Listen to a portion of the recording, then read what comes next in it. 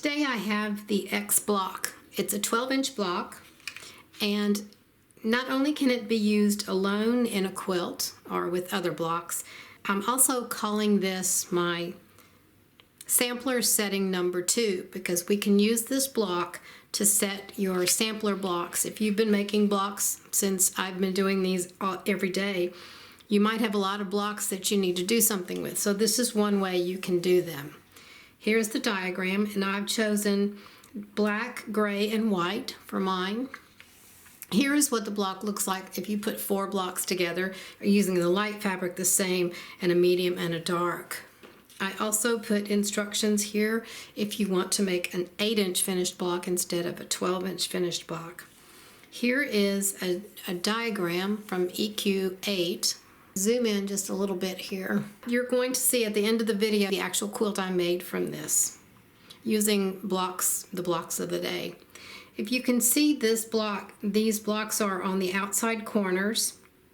This is a 60 by 84 inch quilt, and it's set 5 blocks across and 7 blocks down.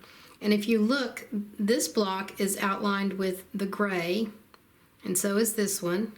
And then the next row of blocks are outlined in the black. So it really makes the blocks stand out. You can't really tell it from here with all the seam lines and everything, but in the actual quilt, you can really see them stand out, and I'll show you that later. So let's first look at how we piece this, and then I'll tell you what other things are included in this instructions. There are only 2 patches, the A and B. The A is a 3-inch finished half square triangle.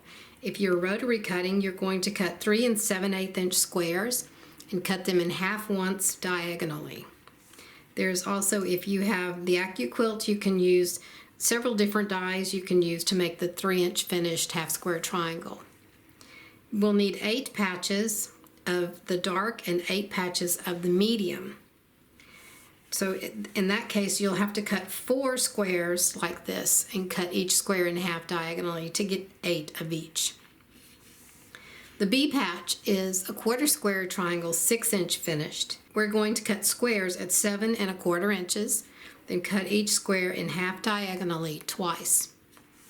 And for the white, the background fabric, you'll need 4 patches.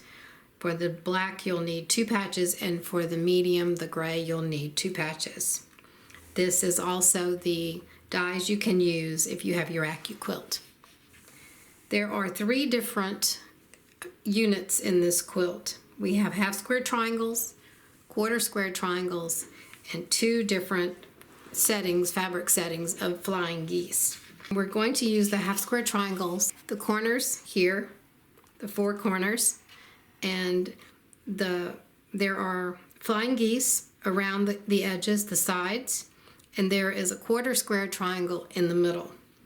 So now let's look at the fabrics. Here are the half square triangles. These are for the corners, and they're also for the sky part of the flying geese. Some of these will be used for the 1/4 square triangle, and some will be used for the flying geese. So I'm going to piece the different units and then show you those next.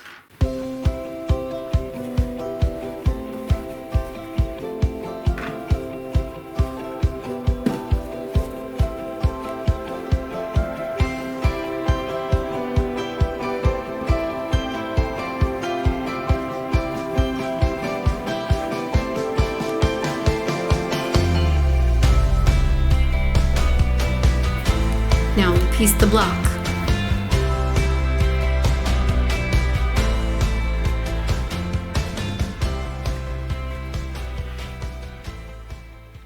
On the second page of the instructions, there's your coloring chart, and you also have, if you want to make 18 of the X blocks, 12-inch finished, to put into a sampler quilt, as I showed on the first page.